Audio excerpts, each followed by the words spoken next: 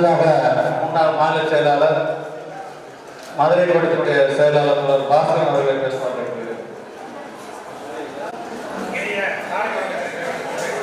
ஒரு சிலவற்றை மட்டும் சொல்லிக்கொள்ள ஆசைப்படுகிறேன்.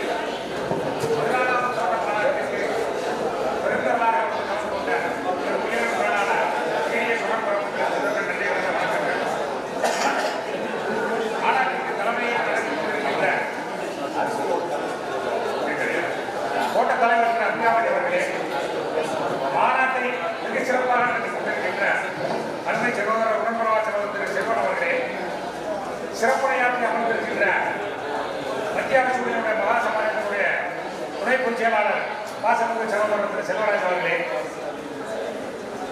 மற்றும் ஏற்கனவே எனக்கிட்ட உரையாற்றி அமர்ந்திருக்கின்ற திரு சேர்முக பாண்டியன் அவர்களே,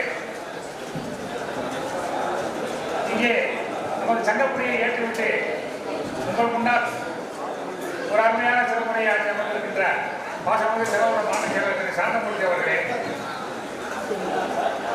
மாநில அமைப்பு செயலர் திரு சேகர் அவர்களே,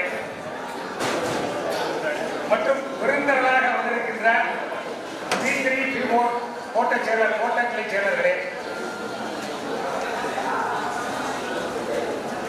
கோயில்பட்டி கோட்டத்தினுடைய பாசமிகு சகோதரர் பிச்சையா அவர்களே, காரைக்குடி கோட்ட செயலர் திரு எஸ் முருகன் அவர்களே, திண்டுக்கல் கோட்ட செயலர் திரு வி என் கருப்பையா அவர்களே, என்ன 1-2 பேர் விருப்பத்துக்கலாம். அத்துறை பேருக்கும் நான் சார்ந்திருக்கின்ற மதுரை கோட்ட சங்கத்தின் சார்பாக இவருக்கு நன்றி கலந்த வணக்கத்தை தெரிவித்துக் கொண்டு ஒரே ஒரு சில கருத்து என்ன பேசவங்க எல்லாருமே கிட்டத்தட்ட என்ன பண்ணிட்டாங்க, பேசி முடிச்சுட்டாங்க. சொல்ல வேண்டியதை நம்ம செல்வராஜ் சார் முழுமையாகவே எல்லாத்தையும் பேசி முடிச்சுட்டாரு.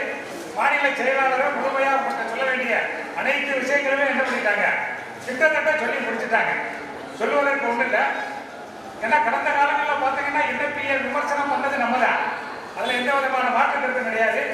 இன்றைய சூழல்ல வந்து ஏஐஜிடிசி என்பது NFPA-யோட அப்படியே ஆகிட்டார். சபையில் அங்கீகாரமா நான் பதிவு பண்றேன். ஏன்னா நம்ம பொதுச் செயலாளரே நோட்டீஸை பக்காவா கொடுத்துட்டாரு. அப்ளிகேட்டட் டு NFPA தான் அவர் சர்க்குலரே என்ன செய்யறாரு, போடுறாரு. ஏன்னா இந்த கோட்ட சங்கம் என்பது ஒரு முன்னுதாரணமான கோட்டம். சிவகங்கை கோட்டம் என்பது 3 சங்கங்களும் AIP, P3, P4, GDS எப்போதுமே இணைஞ்சு அந்த காலத்துல இருந்து இன்னைக்கு வரைக்கும் நீங்க ஒன்று கூடி பயணிச்சுட்டு இருக்கக்கூடிய ஒரு கோட்டம். அந்த மாதிரி ஏற்கனவே இந்த பிரச்சனை நம்ம முன்னாடியே எடுத்திருந்தோம்னா இன்னைக்கு நிறைய சலுகைகளை என்ன பண்ணியிருந்திருக்கலாம். அந்த 1998, 2002 கல்கட்டா பெடரல் கவுன்சில் நடந்த சில முரண்பாடுகளால் நம்ம என்ன செஞ்சுட்டான், வெளியேறி வந்துட்டான். இன்னைக்கு பொதுச் செயலாளர் என்ன பண்ணிருக்காரு பாத்தீங்கன்னா, எல்லாத்தையும் மறந்துட்டு அரவணைச்சு எல்லா கோட்டங்கள்லயுமே சில சர்க்கிள்லாம் பாத்தீங்கன்னா NFP AIJDC சர்க்கிள் கான்ஃபரன்ஸே நடத்துறாங்க. கோட்டங்கள்லயும் அப்படித்தான் என்ன பண்றாங்க, 2 சங்கமும் சேர்ந்துதான் நடத்திக்கிட்டு இருக்காங்க. அதுல எந்த விதமான மாற்று கருத்து யாருக்கும் பயப்பட வேண்டியதில்லை. எங்களை பொறுத்த வரைக்கும் மதுரை கோட்டம் என்னன்னு தெரியும். கிட்டத்தட்ட இப்போ நாங்கள் ஜெயிச்சு வந்ததுக்கு பின்னாடி எல்லா நிகழ்வுகளையுமே JCA ஃபார்ம் பண்ணி தான் நம்ம நடத்திக்கிட்டு இருக்கோம். அதனால எல்லாரும் ஒற்றுமையாக செயல்படுவோம். எல்லாம் நம்ம இந்த ஒற்றுமையை நம்ம அன்னையிலிருந்து ஃபாலோ பண்ணிட்டு வந்திருந்தோம்னா என்ன பண்ணியிருந்திருக்கலாம், நிறைய சலுகைகளை பெற்றிருந்திருக்கலாம். நமக்குள் ஏற்பட்ட மன வேறுபாட்டின் காரணமாக தான் இன்னைக்கு நிறைய பிரிவினைகள் ஏற்பட்டு பண்ணி போயிட்டு அது கண்கற்ற பின்னாடி சூரிய நமஸ்காரங்கிற மாதிரி இன்னைக்கு நம்ம வந்து எல்லாருமே செஞ்சிருக்கோம். இருந்தாலும் நடந்தவைகளை மறப்போம் அப்படிங்கிறத இனி அத்துணை கோட்டைகளை நிச்சயமா எல்லாரும் சிறப்பா ஒன்றுபட்டு JCA-ன்னு ஒன்று அமைச்சு செயல்பட்டா தான் நம்ம என்ன செய்ய முடியும், இந்த அரசாங்கத்தை எதிர்த்து போராட முடியும்.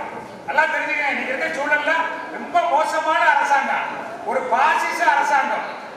மோடி அரசாங்கம் என்பது ஒரு 5-6 கார்பரேட்டுகளுக்கு இலாக்காவை வித்துருவாங்க. அந்த நிலைமையில நடந்துட்டு என்னதான் 1000 பெட்டிஷன் கொடுத்தாலும் சரி. ஏன்னா அன்னையிலிருந்து இன்னைக்கு வரைக்கும் கொடுத்துட்டு இருக்காங்க. பெட்டிஷன் கொடுப்பதெல்லாம் ஒண்ணு புதிய நிகழ்வு இல்லை. இன்னைக்கு அஞ்சல் துறை தோன்றுச்சோ, இன்னைக்கு பிரச்சனைகள் வந்துச்சோ, அன்னையிலிருந்து மாற்றி அந்த அமைச்சர்களுடைய எல்லாருமே என்ன பண்ணிக்கிட்டு இருக்கா, பிரச்சனைகளை பேசிக்கிட்டு இருக்கா, நம்ம கொடுத்துக்கிட்டு தான் இருக்கான். இருந்தாலும் இப்ப வந்து ஓரளவுக்கு ஊழியர்கள் மத்தியில் நம்பிக்கை ஏற்பட்டிருக்கு. நிறைய விஷயங்களை நம்ம விட்டு கொடுத்திருக்கின்றோம், நிறைய விஷயங்களை செஞ்சிருக்கின்றோம்.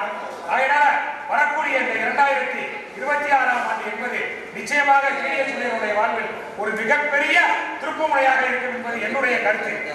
ஏன்னா நிச்சயம் சில விஷயங்களை நம்ம என்ன பண்ணிட முடியும், நம்ம இலக்கை அடைய முடியும் என்று பொதுச் செயலாளர் மூலம் மாநில செயலாளர் மூலமா நிறைய விஷயங்களை நம்ம தெரிஞ்சிருக்கோம்.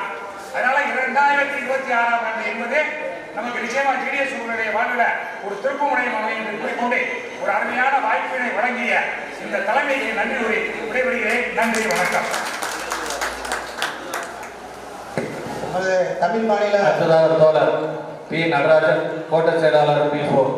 முன்னாள் தமிழ் மாநில செயலாளரும் முன்னாள் அகில இந்திய துணை பொதுச் செயலாளரும் மற்றும் இப்போ இந்நாள் மதுரை கோட்ட செயலாளருமான தோழர் பாஸ்கர் அவர்களுக்கு சிவகங்கை கோட்டை சார்பாக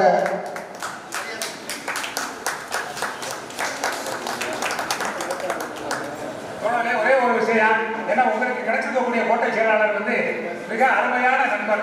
நான் பக்கம் மதுரை டிவிஷன் தான் இருந்தாலும் அவர் உடம்புறவா சகோதரா இருந்தாலும் அத்துணை ஊழியர்களையும் அரவணைத்து பிரச்சனைகளை பேசி தீர்ப்பதில் மிகுந்த வல்லமை படைத்தவர்.